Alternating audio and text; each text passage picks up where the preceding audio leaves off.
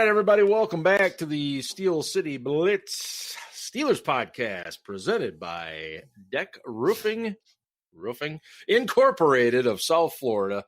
And I'm very happy to be back. I was down there on a very, very important fact-finding mission for the site, and was visiting the facilities there at DEK Roofing because I don't want to be partners with a company that let's say wasn't on the up and up. And so it was very important for me to go down there and hang out with Mr. John DEK, the owner of DEK Roofing. And I definitely Did he tell you the proper way to pronounce roofing? He just says DEK. He never says roofing because I think he probably says it like I do, and he's smarter than me and just doesn't say it. So it's just always DEK. And but I can tell you he's a swell individual, and I thoroughly enjoyed all of the time there and all of the wonderful things. And if you saw the picture I tweeted out, I took him had a little gift sent down there. I had some koozies made with the podcast logo on one side and his logo, DEK Roofing, on the other. And I'll be sending those out to you fellas here shortly as well.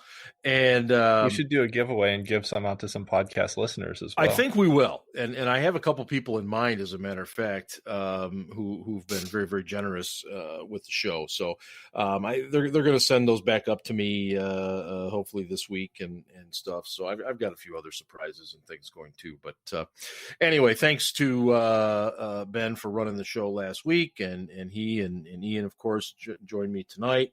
And thanks always to Ellie for jumping in, and she may jump on tonight. We really don't know. She's one of these young individuals who have like 30 million things going on in their lives, unlike us people who don't. So anyway, Ben, welcome back to the show. And what are you drinking tonight? Jamie, Cascade Jamie. It's that IPA yes version. Yes. Yeah, it's good. Very, very good. And Ian, you are also drinking a Jamie, but not the same one.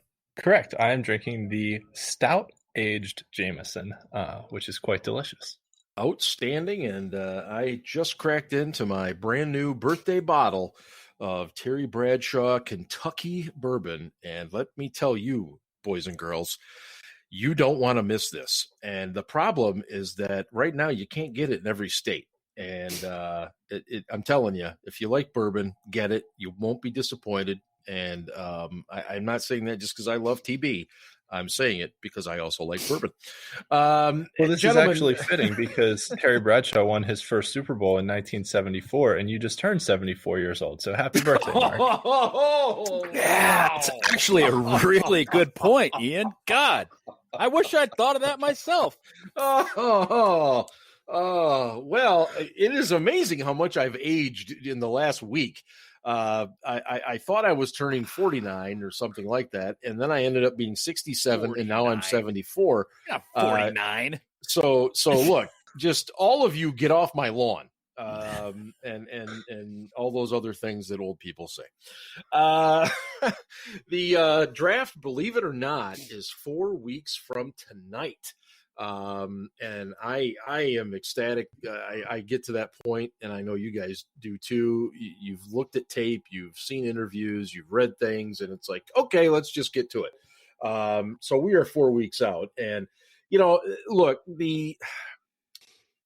Kevin Colbert, and I was going to say Butler for some reason, and Mike Tomlin, they leave quite a trail wherever they go on these visits. And I say that because more often than not, the first round pick is usually an individual player from a place where they have visited.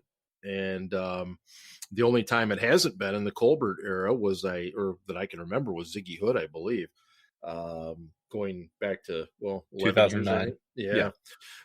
So Ian, where have Mike and Kevin been here in recent days and perhaps week Yes. So I'll run through the whole list.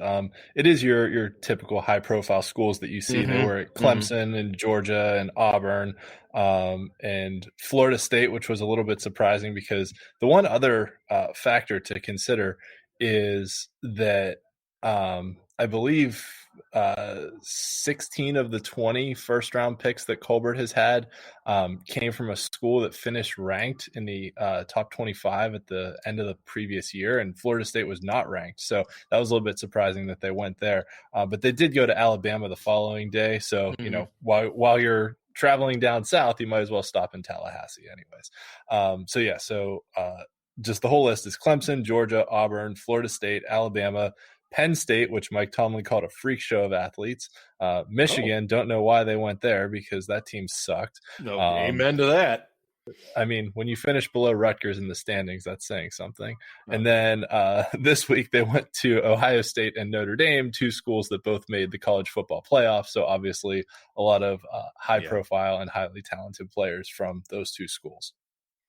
So, Ben, what I mean, if you look at those schools, anything in particular, just other than the overwhelming amount of athletes and depth that can be provided by them, is that why they hit these predominant schools, or is there something that is just very Steeler-esque in going to those campuses? Oh yeah, I mean, they pull a lot of players out of Ohio State every year, and they have coaching connections there and at Michigan, Wisconsin. Yeah, Paul Chryst. Do Michigan too. I mean, they do Michigan. Bush. They have a good relationship. Yeah, there. They've got a good relationship with the school, but it doesn't seem to be as strong as it is with Ohio State. And honestly, let's be frank, the players at Ohio State are better than they are at a Michigan as a rule. And I'm not trying to be funny. I'm being serious. No, you're right. Yes, Jim Harbaugh is a D-bag, but I mean, Ohio State just does a better job of recruiting. And those Big Five conferences just tend to have a higher caliber of athlete in general, a higher level of competition. And that's the obvious answer, but it's also the truth. That's why they tend to gravitate toward those schools. And then, you got the kids at North Dakota State. You got three of them there that look like they can compete at the NFL level. Maybe not right out of the gate, but they can. And so they're being recruited, highly scouted as well. Not highly scouted by the Steelers, but they're checking them out, obviously.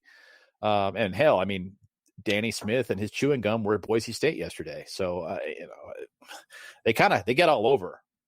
Is it possible they just send Danny Smith out west so they don't have to listen to him chew gum in the office? I doubt it. I mean, it would seem that way to me, but hey, Danny, there's a punter. Where is he? Is he in West Virginia? No, Danny, he's out in Boise. Here's your ticket. We'll see you in a week. They sent him to Georgia Tech too, who had a punter, which was interesting. But the one thing I think's been really interesting this year, breaking off from the Tomlin Colbert train, is since the NFL is only allowing 3 coaches from any team at a single pro day, it has been interesting to see how the Steelers have kind of split up their scouting staff and who all's gone where, at least from the reports that we've seen. Offensive line coach Adrian Clem, new offensive line coach Adrian Clem, has really been out there. He's been out there at a lot of places. He was at actually both Ohio State and Notre Dame with Tomlin and Colbert, but he's also made some visits on his own as well over time.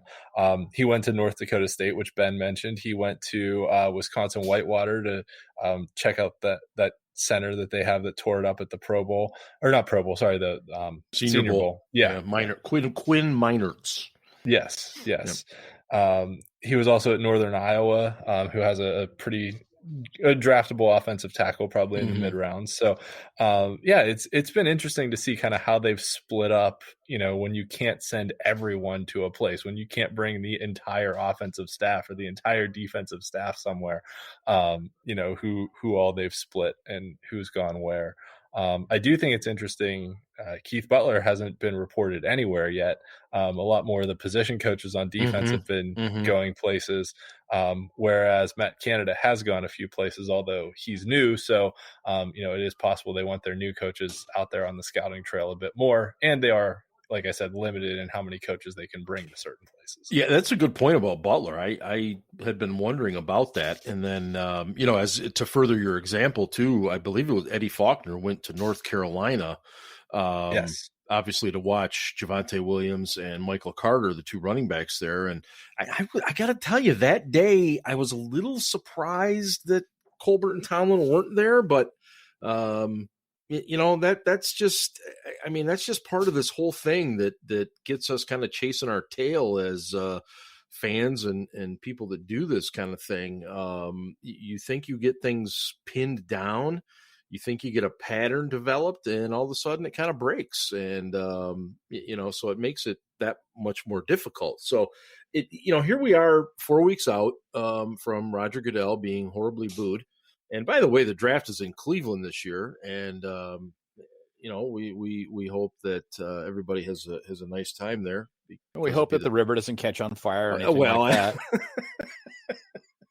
that. Yes, and hopefully the lake isn't howling at 50 miles an hour and blowing flurries at the same time. So Ben, just you look at the landscape of where Colbert has been, and with Tomlin and some of these other guys. I mean, do you have any kind of a gut feeling where you think they might be going in round one right now? Much to my chagrin, I don't think they're going offensive tackle. I think they should, but I don't think they are. By the same token, someone reminded me today that they talked to TJ Watt once at the combine, and that was it. They went to his pro day too. But they Tomlin went to his pro that day, but he kind of ignored Watt because he knew how good he was and didn't want to send signals. Exactly. So, he didn't want to tip his hand, so he kind of ignored him. The only time they really spent much time with him was at the combine, and they spent time with as many kids as they could because it's the combine. So it goes without notice then. And Tomlin was like, I don't want to tip my hand, so I ignored him, and right. Granted, middle round guy. But Kevin Dotson said, I talked to the Steelers once for about 10 minutes. I didn't think they were that interested at all, and I was super disappointed because I'm a Steelers fan, and I didn't think I was going there. And then draft day comes, and they take me. So, I mean, it was great. Right. So I maybe, my gut tells me, and I'm going to mispronounce his name, that they are more interested in Pat Freiermuth than they're letting on, and that he's a possibility even in round one. And he doesn't remind me exactly of a Heath Miller, at least not in his game, but his skill set is kind of similar. He's one of these guys who is, adequate to good at a lot of things, and only great at one or two. He's not a fantastic tight end. He's not a fantastic tight end prospect, but he does everything at least competently. And that includes blocking. And I have to wonder if they're not going to go there. They've also spent a lot of time looking at running backs, but I kind of wonder if that isn't a smokescreen because they don't want anybody to know where they're going to go. And two, because hi Maggie. Maggie's making her weekly appearance. Because I don't think no matter how good the running back talent is that you stick behind that line, I don't think he's going to make that much of a difference. That line was that bad last year. Yeah. And they've lost one of their best in Pouncey. And Pouncey did not have a good year last year, but he was still one of their best offensive linemen. So right now, today, the line is even worse than it was. Well, let me take you off topic real quick because you mentioned something that reminded me of this. We had chatted about this in our our Slack channel and stuff that we use. the Steelers seem to be stockpiling interior offensive linemen. Like some people stockpile weapons in the Cold War, Yep. What do you think? Is this just about, hey, let's take a shot on this guy, and if he hits, great? Is that what this is? Are they trying to find a center? I think they're What's bringing going in. on here? I think they may convert one or two of these guys to center. Obviously, Finney can already play center. Right. He's not a guy that any of us like at center, but he can do it.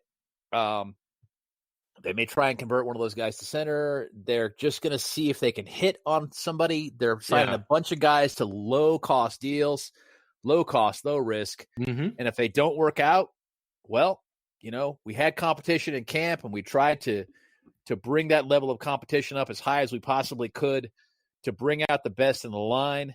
And, these guys made it and these guys didn't. And that's it. I mean, they're only going to keep 9 offensive linemen, and generally speaking, 6 of those are interior offensive linemen. So, figure it out. I mean, I don't see them keeping 4 tackles. Maybe they will this year, but I guess it depends on what happens with the draft, obviously. Right. And why do you think, if you get back to the draft for a minute, why do you think that they're blowing smoke when it comes to first round tackles? It feels that way to me, that I don't sense they're taking one. I don't either, but it's because they're not. Either they're working really hard not to tip their hand because they're trying to make the teams picking in front of them believe that a good tackle will fall to the second round. Right. Or they really aren't taking a tackle. I don't know. I really don't know. Haven't. Now, Oklahoma State was today, their pro day, and Tevin Jenkins is a very highly thought of prospect. God, I think he would be an all-pro guard on a perennial basis. I don't think he'll play guard at the next level. I think he'll play right tackle. But he is so fun to watch. He is. Oh, my God. Talk about playing to the whistle, right? Yeah.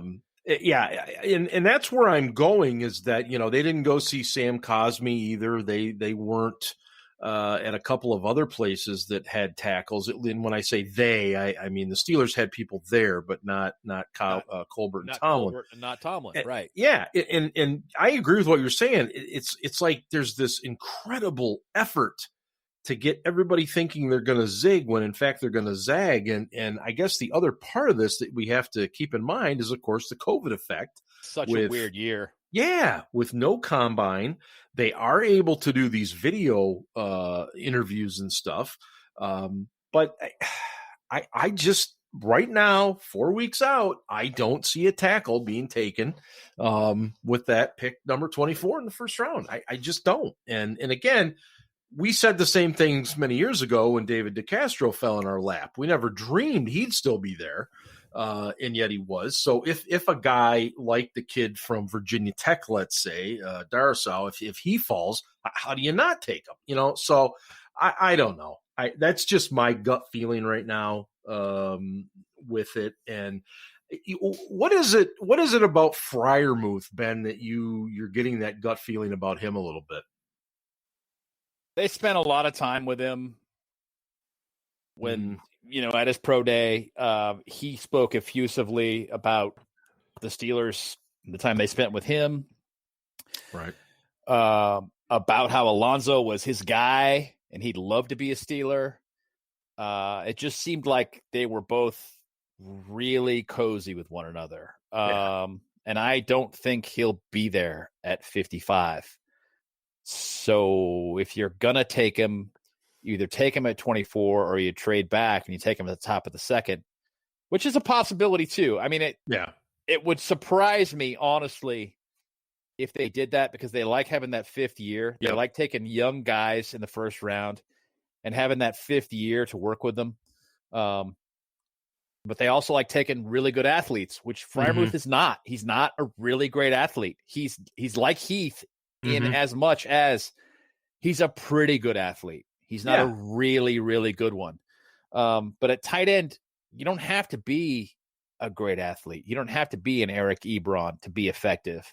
Right. You just have to be able to run routes well. And God, you got to be able to block. I mean, a lot of the problems the Steelers had last year with running the ball was whoever Ebron was trying to block was coming free. Yeah. And that was an issue. Oh, that's a huge problem. Big and time. Having a guy who is competent in that position in line gives you the ability to flex Ebron out, put him in the slot. Mm-hmm. And now, you got two tight ends in the field, either one of which could catch the ball. What do you do? Well, does it surprise you that they haven't signed any free agent tight ends at all? Well, what free agent tight ends were available for them to sign, really? Well, I'm not meaning that, Tony Gonzalez was going to walk through the door. What I'm saying is I would have thought that when you look at their depth of Zach Gentry and Kevin Rader. Kevin Rader's a little better, in my opinion. Slightly. I agree. I thought he showed very well in that Cleveland game at the end of the year. It seems to me that you would at least add one guy that's just maybe a bulldozer and not much of a receiving threat, but at least somebody that can block. And I'm surprised they haven't done that. But there's still time, I'm sure, and the wheels are in motion, as they say. But I don't know. I was just a little surprised by that. But Jesse James is still sitting out there. That's the other possibility.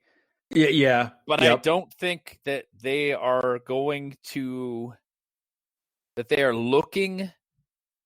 to necessarily bring in a free agent tight end until after the draft. And I don't think that most of these guys are going to get signed until after the draft.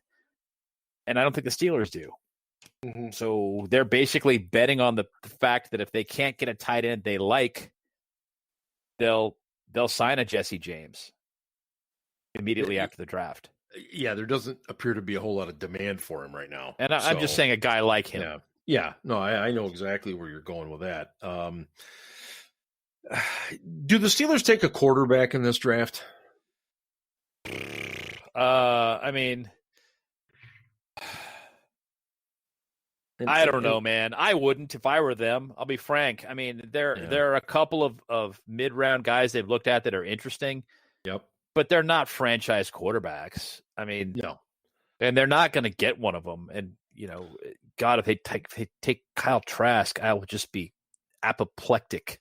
Well, and that's, I was going there, and I was also going with Kellen Mond. They've spent a lot of time with him out of Texas A&M, and they've spent time with Newman kid out of Wake Forest. Mm-hmm. See, to me, it's like now Newman, I think it's a possibility because he's probably a day 3 kid. Yeah, no, I agree with you, but I just kind of look at it as, look, you signed Haskins. Is he a better option than any of those guys? From an arm standpoint, absolutely. He absolutely is. The drop back passer, he is absolutely a better option than those guys. The question is, can Haskins eliminate the distractions in his life and focus on football and become the quarterback that he's capable of becoming? I mean, somebody brought up, I think it was Neil, brought up that Martavis Bryant had signed with some indoor football league today, and he's I responded, it's the same one as Manziel, I believe. I responded with, God, what a waste. That guy had so much potential. He literally could have been a great NFL receiver. And instead, he can't hang on to a CFL team, Yeah. And it's a question of being able to surround yourself with the right people and eliminate those distractions and become as good as you can become. And can Haskins do that? I don't know. Last year in Washington, he clearly could not do that. No. By the same token, you look back at a guy like Chris Carter, who, Buddy Ryan cut when he was the head coach at the Eagles. Yep. And Chris Carter basically credits Buddy Ryan with saving his life. Yes. He basically, that experience turned me around and made me take it seriously. And he very well may have saved my life. And Chris Carter's a Hall of Fame wide receiver. I mean, he's one of the greats ever. And, maybe Haskins can turn it around. Maybe he can't. But the Steelers have nothing invested in Haskins. I mean, if he doesn't get his shit together, being very frank, if he doesn't get his crap together this summer, they can just cut him and they're out nothing. Yeah. So back to the original question, will they draft a quarterback? I wish they just signed Josh Dobbs. Just sign Dobbs back. Yep. Just, he's a smart guy. He's got a great relationship with Ben. He sees things on the field that Ben likes to hear feedback on. Yep. Just sign Josh Dobbs. Just make him that extra set of eyes for Ben on the bench, at least for Ben's last season. And let's see where things can go. That guy's super bright. Maybe he's not the most physically talented quarterback in the NFL. Maybe he's never going to be a starter. I don't think he is. No, I don't either. But he is bright enough that he adds something. He adds a dynamic to the room that has value. Yeah, and that's why I'd bring him back. No, I'm with you. I would much rather they go in that direction. I don't think this is a draft they can afford to just say, hey, let's take this quarterback. I think no flyers. I agree with you. No, there's too many needs. They'll probably take a long snapper just to piss us off. For God's sakes. Is Colin Holba, is he even still in the league? Yeah, he's with the Jags. Okay. Last I checked. No offense to the young Google man, it. But my God, you don't take I'm just going to get upset. Let's switch away from the draft for a minute because it's with the Rams now. Wow. Oh, the Rams. He's been all over. That's got to be his fourth or fifth team already. You guys did the show on Thursday night, and on Saturday the news broke that Tyson Alualu was in fact not going to be a Jacksonville Jaguar again and had re-signed with the Steelers, and in some cases due to family COVID situation and whatnot. But how important is him coming back to this team? I think it's huge. It basically eliminates one significant draft need at defensive line. I still hope they take a developmental defensive lineman, a 5-tech, /3-tech type. Yeah. But they don't have to take a nose tackle now. They've got Carlos Davis there. They've got Isaiah Buggs that can both play nose if they need to. Not at the level that Alualu can. Right. So he's still your starter in the nose, and he's still probably your first backup behind either Stephon Tuitt or Cam Hayward. But, it eliminates the need there. I mean, you don't have tremendous depth behind the starters, and I mean those three, Tuitt, Hayward, and Alualu. But you've got decent depth. Taking another defensive lineman, though, this year to develop wouldn't hurt my feelings. No, it wouldn't me either. And you absolutely nailed it when you said the part about it kind of takes that need away to draft a defensive tackle or defensive end higher than they may have wanted to. Plus the guy is an outstanding person. Teammates clearly love him to death. I mean, some of the tweets you saw from Cam Hayward and a few others about him coming back, so Ian, is your mic giving all that feedback? What on earth is going on there? Oh, maybe it is. Hold on. Let me see if I can fix that. An echo. It sounded like I was in an episode of Star Trek. Oh, that's better. Yeah, it is. Are you still there, Ian? Or are you muted? Uh-oh. He's muted. I tried to unplug my headset and plug it back in. Is that better? No. Yeah, it's almost like there's a TV running in the background or something. It's working off the mic on your laptop now. Yeah. Okay, hold on. Okay. You guys keep talking. Oh, sure. We're good at that. I love. Shut the fuck up. Yeah. I love Alu back. I'll just leave it at that. I was so surprised at that story. My son looks at me and says, Dad, they just signed Alu. I said, dude, that's ridiculous. He went to Jacksonville. He said, no, he didn't. So no, that's tremendous. I love it. Do you know today, Ben, is one of, I know, your favorite days of the whole year, April Fool's Day. And I mean, what better content out there than to come up with some great April Fool's Steelers thing? And we really don't do that stuff much. I may have done it once, but I was bad at it, so I stopped doing it.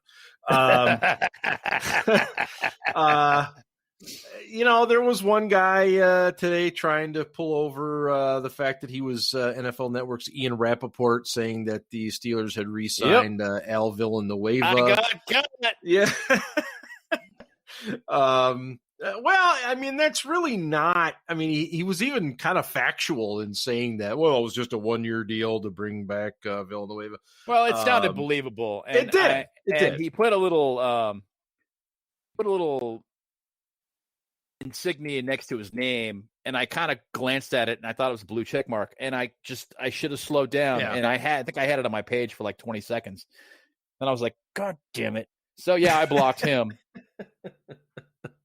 Yeah, I've fallen for those too. I'm not going to act like I haven't. Yeah, I mean, I think everybody has at some point or another. Yeah. Shit happens, but it's still annoying.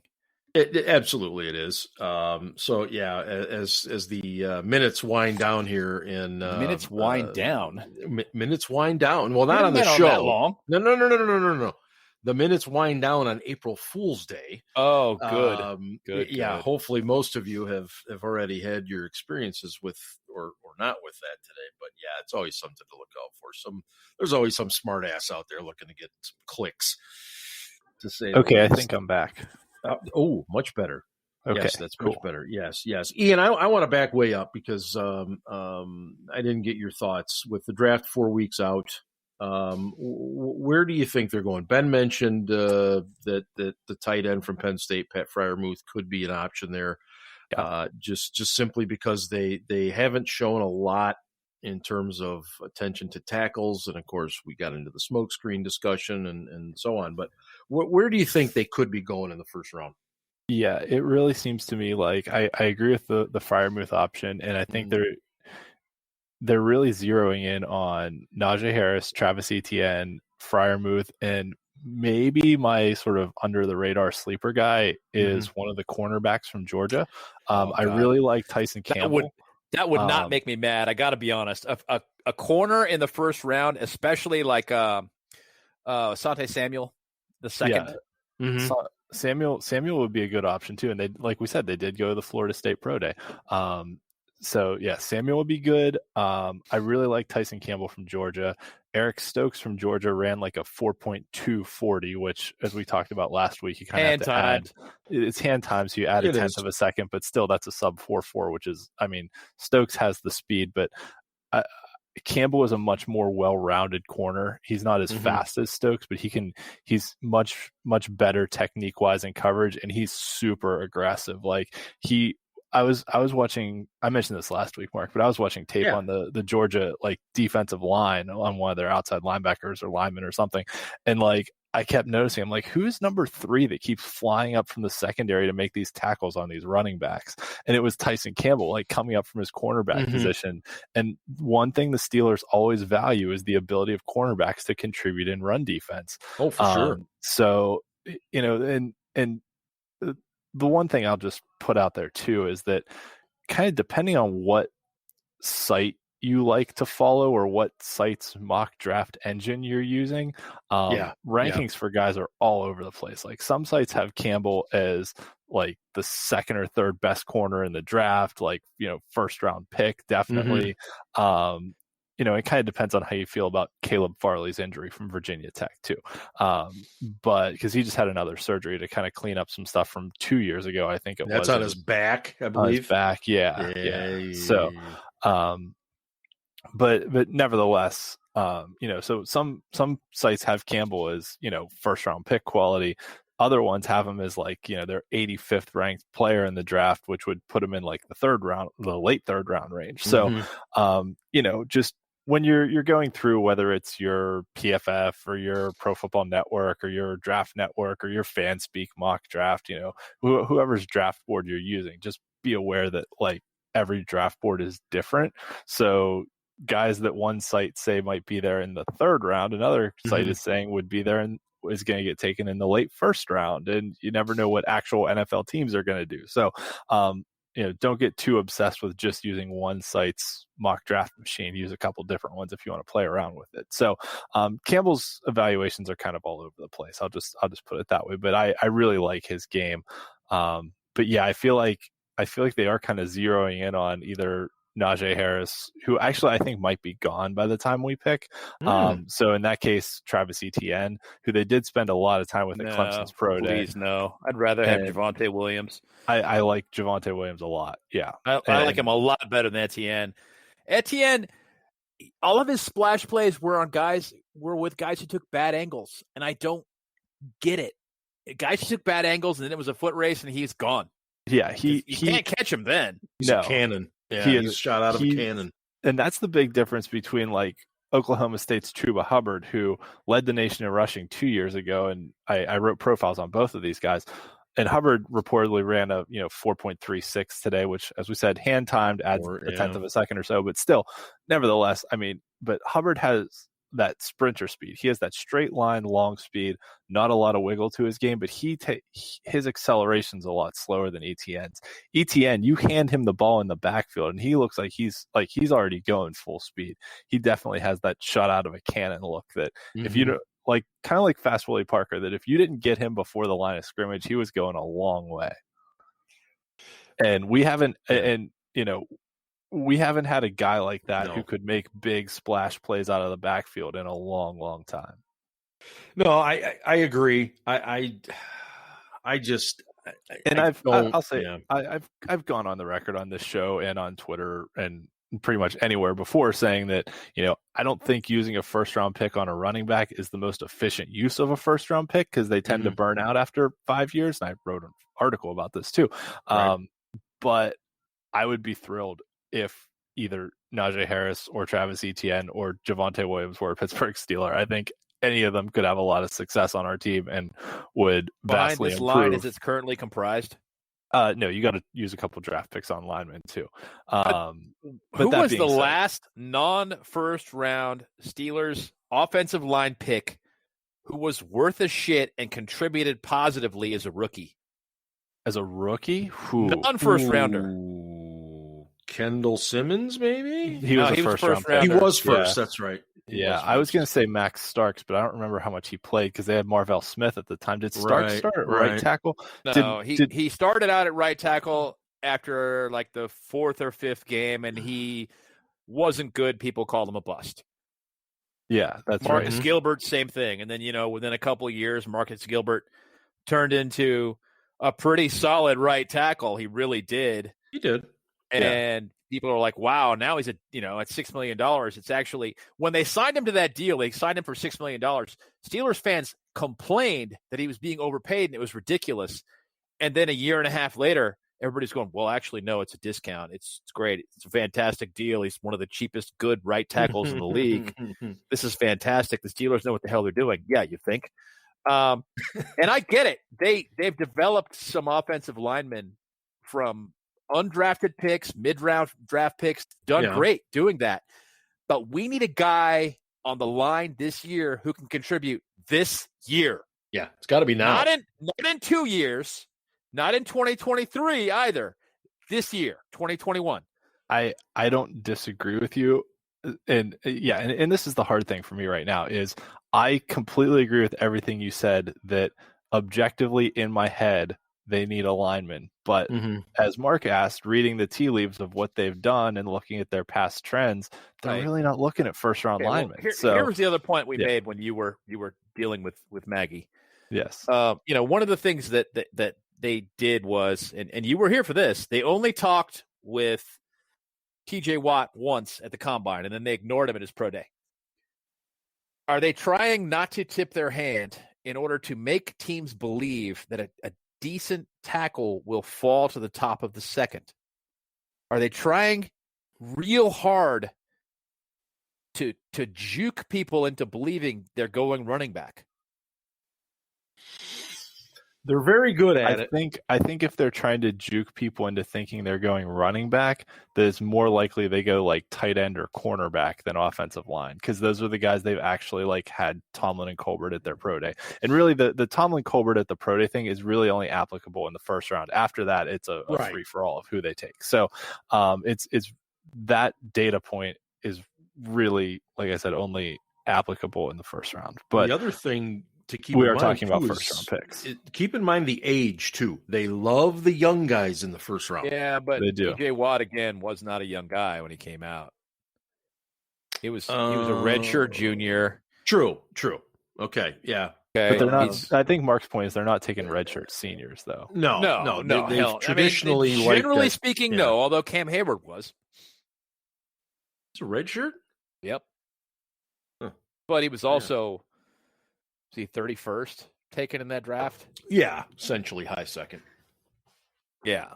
So, I mean, basically it was like, okay, well, the best 5 tech in the draft at this point is this kid out of Ohio State. Mm-hmm. Let's take him. He's also high character. And, actually turned out to be a really good choice. So, not really criticizing them. I'm just making a point. So, yeah. Ben, you mentioned Kyle Trask earlier, and this might... Kyle Trask? Ooh, this might be your answer. Mason Rudolph 2.0. No.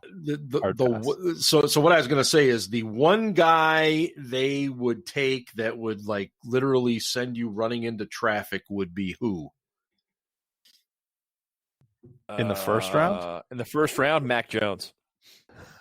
Okay. All right. I mean, running into traffic, no, but I would be apoplectic. I would be prepared for the 80s all over again. Wow. I mean, that guy, there's nothing special about his game. I have no idea why there's so much hype around that guy. I mean, they're talking him third overall. Well, great. That's insane. That's wonderful. I hope he goes third overall. Yeah. And I don't have to worry about the Steelers taking him. That would be fantastic. Okay. All right. Ian, question to you. The one person that would make you run into traffic. Run into traffic. That's a hard question. Because run into traffic anyway.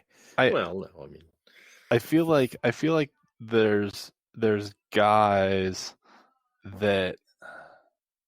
You guys hear that? Yeah. There it is. There we go.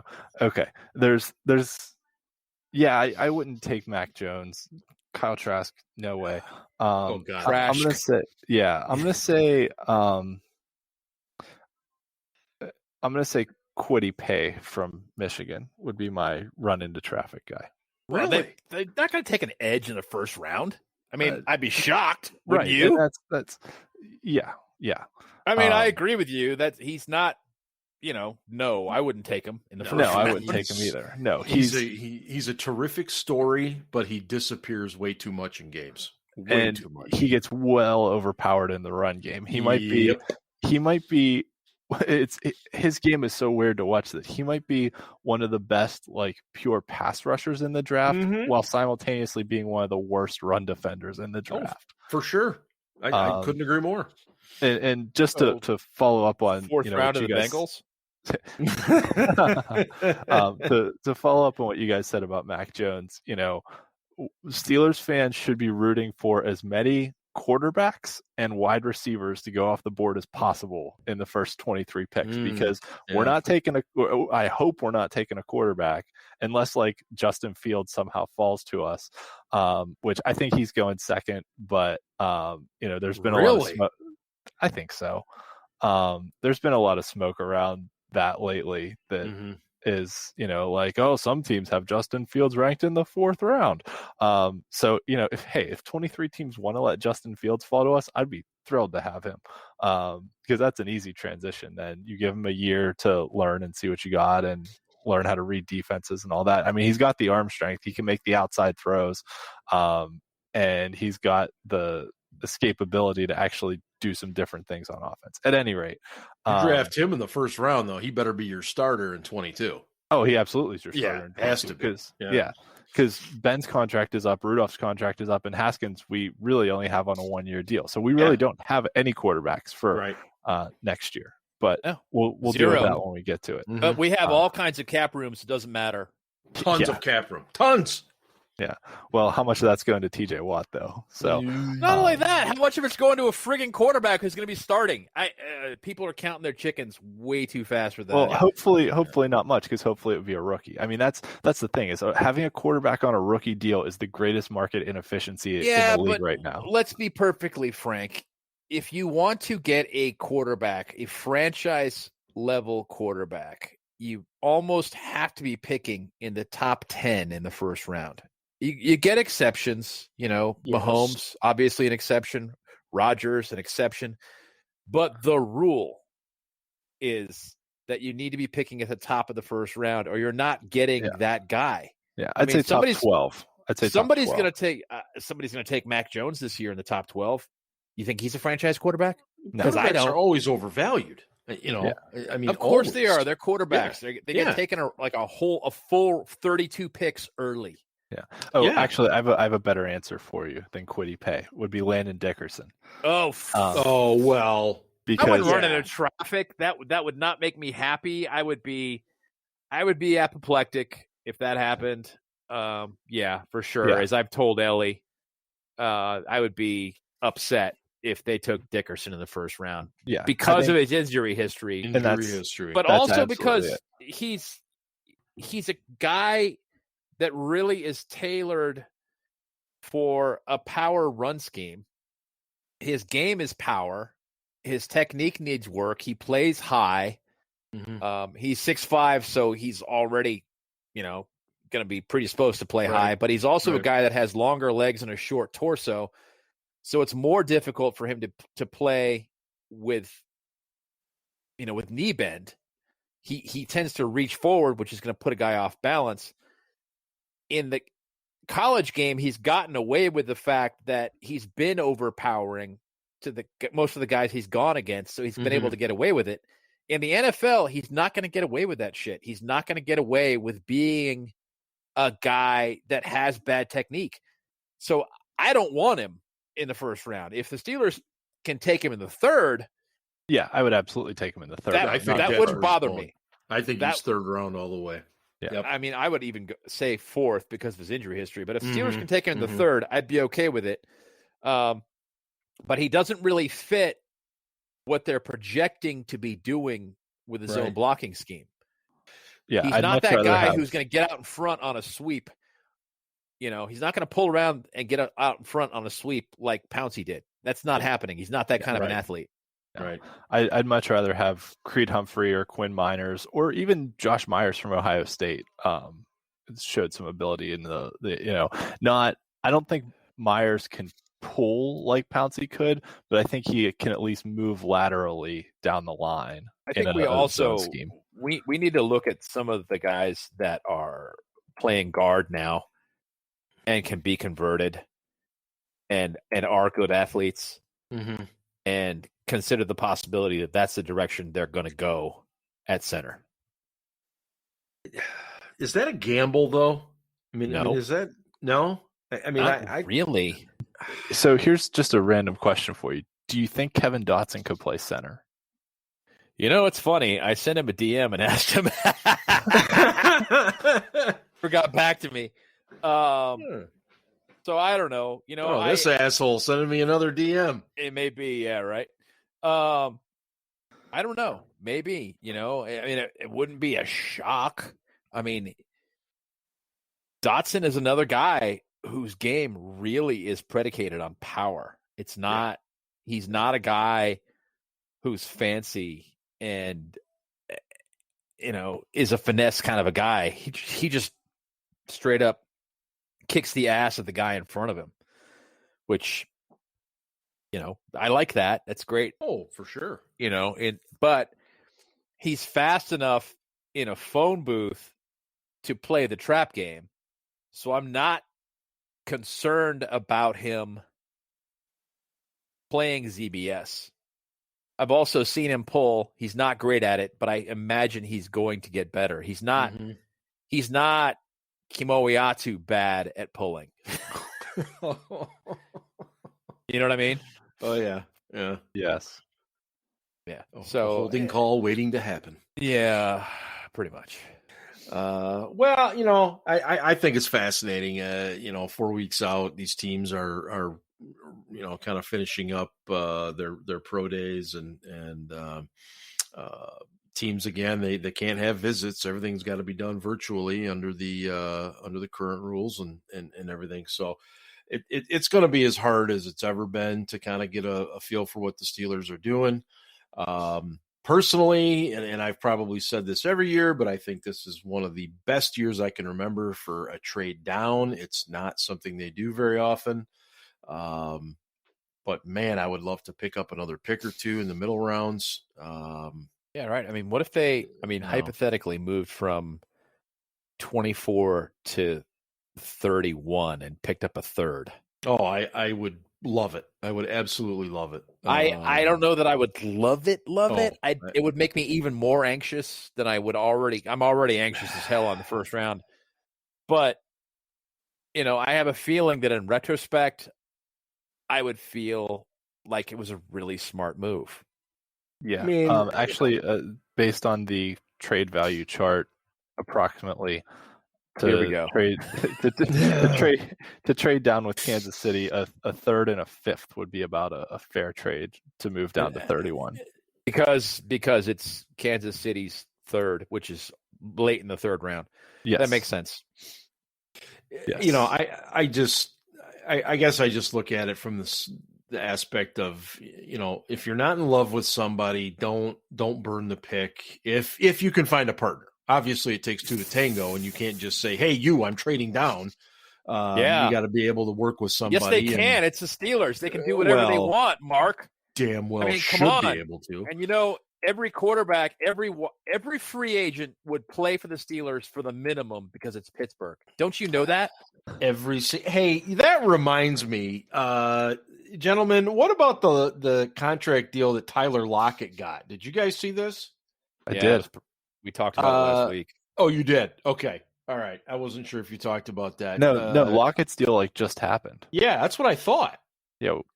Tyler Lockett's just happened. He got the 4-year We talked about Juju last week. But right. And that's what I was going to compare it to is when you look at what Juju ultimately did. Oh, I'm sorry. No, yeah. Yes. We talked about – we talked – Lockett happened yesterday. Right. Whatever. Well, you look at the numbers. The numbers, Juju, they favor him slightly. Something that they did to placate Russell Wilson entirely. Probably. They wanted to. One of his gripes is there's so much turnover in the offense that, and I know we're not talking Steelers right now, but there's so much turnover in the offense that it's hard to have any continuity in Seattle, and he's really not happy about that, and he wants more input on who's going to be around. And one of the things he wanted was to know which receivers he was going to play with for the next few years. And so they extended Lockett, which I got to be honest, they overpaid. They gave him $17.5 million a year. Yeah. In a soft market for wide receivers, and he ain't that good. I mean, he's good, but he's not that good. Right. Sorry. That's not. That's kind of where I am. I was surprised by it, but at the same time, I think what you're saying in regards to Russell Wilson, I think that's got something to do with it too. Gentlemen, we have spent just about an hour. Does anyone have any parting shots before we take off for this evening? I hear silence. Unusual for you two. Yeah. So I'll say that. Well, now that April Fool's Day is over, we have, so can't warn people against that. Usually, my parting shot's a warning, so I'll stick with that. I will say that within the last month leading up to the draft is when teams really start to lay hard on the smoke screens and the false rumors and things like that. So there's kind of diminishing returns as you get closer to the draft, the more lies you'll hear. So don't believe everything you see. Don't believe everything you read. The best information is usually stuff that comes out like more than a month in advance of the draft. So right around now is pretty good information. Yeah. As we get closer to the draft, it'll be worse information. So just, take everything with a grain of salt the closer we get to the draft. Yeah, good advice. Yeah, definitely. Ben, any last shots? Well, a couple of things. First, Minka Fitzpatrick threw Steelers Twitter in a tizzy yesterday by discussing the validity of pineapple on pizza.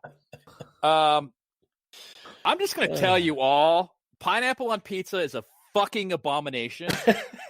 And it's time for everybody who likes it to move past the children's menu. Okay? Grow the fuck up. All right. And second, I want to agree with Mark on his description of the Terry Bradshaw whiskey, which is wonderful. Yes. It is just so delicious. I like it with a little, with a few drops of water. Mark likes it with a little ice. I like it room temp with just a little bit of water. Just kind of opens it up, and it's so good. And we don't frequently do product evaluations and endorsements on this show, but in this particular case, yes, it is Bradshaw's whiskey, and obviously the curiosity about that is what drew it to us. To it. Yes. But I love it. It is really good whiskey, and I don't know if you can find it where you are or not. It's just Bradshaw's bourbon. Damn, it is good. I highly recommend it. And on that note, I will get us out of here because I have finished my 3 fingers and they were delicious. So thank you again for that, Ben.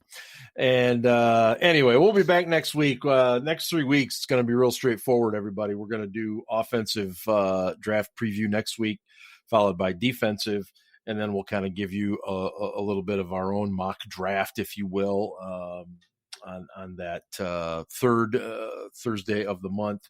And then we'll be with you right after the Steelers pick. We'll kind of break down a little bit of what they did on draft night, and then have a quick show on Saturday night or Sunday, too, to wrap up the entire draft. So that's kind of what you're looking at for the month of April. So for Ben and Ian, this is SteelDad signing off on the Steel City Blitz Steelers Podcast, presented by DEK Roofing Incorporated of South Florida. And hey, go Steelers. Ravens suck.